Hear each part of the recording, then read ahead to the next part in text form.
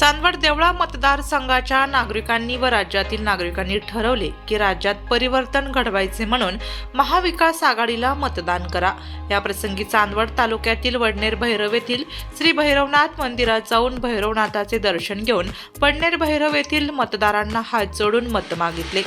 तसेच वडनेर भैरव येथे जाहीर सभा घेऊन मतदारांना येणाऱ्या विधानसभा निवडणुकीत मी शिरीष कुमार कोतवाल अधिकृत काँग्रेस पक्षाच्या व मित्र पक्ष शरद पवार गट उभाटा शिवसेना गट यांच्याबरोबर 2 राहून विधानसभा निवडणुकीत सामोरे जात आहे। यावेळी वडनेर भैरव येथील नागरिकांनी व तसेच वडनेर भैरव गटातील विकास कामे न झाल्यास संदर्भात नागरिकांनी यावेळी व्यक्त केले। तर या प्रसंगी 2014 साली आपल्या तालुक्यातील आमदारकी ही देवळा तालुक्यात घालून दिली। यामुळे आमदारकीपासून आपण वंचित राहिलो।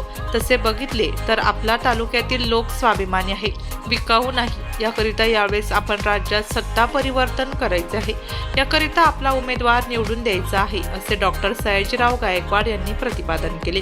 त्याचप्रमाणे तुम्हाला जर ॲलर्जी होता तर मग तालुक्यात दुसरा देखील उमेदवार होता, त्यांच्याकडे का गेले नाही, याचे कारण काय, असे प्रतिपादन नितीन आहेर यांनी केले। आघाडीचा उमेदवार म्हणून आपल्या समोर उभा आहे। चांदवड तालुक्यात मतदारसंघात जवळजवळ 14 उमेदवार आपलं नशीब आजमावत आहे, परंतु प्रामुख्याने लढत ही काँग्रेस विरुद्ध भाजपा आहे असं ज्या प्रसंगी नमूद केलं तर हरकत नाही। आणि ही निवडणूक चांदवड तालुक्याच्या राजकारणाच्या संदर्भामध्ये ध्रुवीकरण करणारी, केंद्रीकरण करणारी।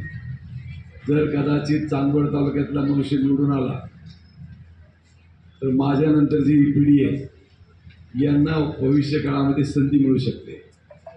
आणि जर यावेळेला चांदवड तालुक्यातला मनुष्य निवडून आला नाही तर चांदवड तालुक्यातल्या मतदारांच्या आयुष्यामध्ये नशिबी जसे 10 वर्ष दारिद्र्य आलं तसं दारिद्र्य तुमच्या माझ्याकडे येणार आहे। इथं बसलेला प्रत्येक मनुष्य हा सजग समजदार आहे, त्यांना माहिती आहे काय परिस्थिती तालुक्याच्या राजकारणामध्ये किंवा जिल्हा विधानसभा मतदारसंघाच्या राजकारणामध्ये गेल्या 10 वर्षामध्ये जे एका गाडीत बसून फिरले, विकासाच्या वल्गना केल्या, ते डॉक्टर राहुल आहेत, त्यांचे बंधू केदा आहेत आणि डॉक्टर कुंभारे साहेब एका गाडीत 10 वर्ष फिरत होते। आणि आज अचानक काय झालं या गोष्टीचा विचार देखील खऱ्या अर्थानं करणं गरजेचं आहे।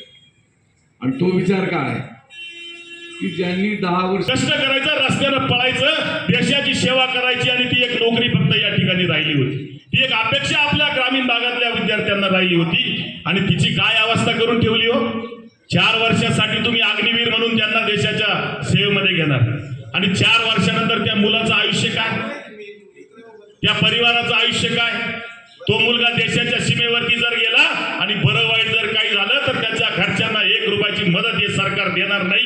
इतका नालायकपणा या सरकारच्या काळात जर झाला असेल तर हे सरकार पाहिजे तरी भागवणं आपल्याला कशासाठी पाहिजे आपल्याला हे सरकार। आणि म्हणून मला आपल्याला विनंती करायची, कोतवाल साहेबांचं आमचं काही खूप जमत होतं अशातला भाग नाही, परंतु देशात काय चाललंय, राज्यात काय चाललंय, ज्या उद्देशानं आम्ही सगळेजण मतदारसंघात फिरतो, तालुकाभर फिरतो, जिल्हाभर फिरतो, तो उद्देश एकच आहे ना, तुमच्या प्रती असलेली भावना, तुमच्या प्रती असलेलं प्रेम, तुम्हाला येणाऱ्या अडचणी, म्हणून आम्ही मतदारसंघामध्ये त्यांनी उभं केलेलं नाही। मासा बिनकामाचा उमेदवार आपल्या ठिकाणी का पाठवायचा? आपण सगळे वडनेर भैरवचे लोक सगळे जाणकार आहात। आपण टीव्ही बघतो, सोशल मीडिया बघतो, एक्झिट पोलचे सर्वे बघतो, चॅनलचे सर्वे बघतो। आज राज्यामध्ये परिवर्तन होताना दिसत आहे। महाविकास आघाडीचे जवळजवळ 165 या ठिकाणी सदस्य निवडून येताना दिसत आहेत। त्याच्या विरोधात महायुतीचे फक्त 110 लोक या ठिकाणी निवडून येताना दिसत आहेत। आणि राज्यामध्ये जर सत्ता परिवर्तन होणार असेल तर अशा वेळेला त्या सत्ता परिवर्तनामध्ये त्या सरकारमध्ये आपल्या मतदारसंघाचा लोकप्रतिनिधी असणं या ठिकाणी गरजेचं आहे। आणि आपला मतदारसंघाचा लोकप्रतिनिधी का पाठवायचा? यावेळेला आपल्याला जे उमेदवार लाभलेले आहेत त्यांचा ह्या मतदारसंघाचा पूर्णपणे अभ्यास आहे। पाणी प्रश्नाचा असो, अनेक प्रश्नाचा असो, प्रशासनावरती त्यांचा वचक आहे, काम केलं त्याचा अनुभव या ठिकाणी आहे। त्यामुळे आपल्याला अशा उमेदवार या ठिकाणी लाभलेले आहेत। या सरकारने मध्यंतरी काही योजना 4-5 महिन्यापूर्वी नाशिक लोकशाही न्यूजसाठी देविदास जाधव, चांदवड.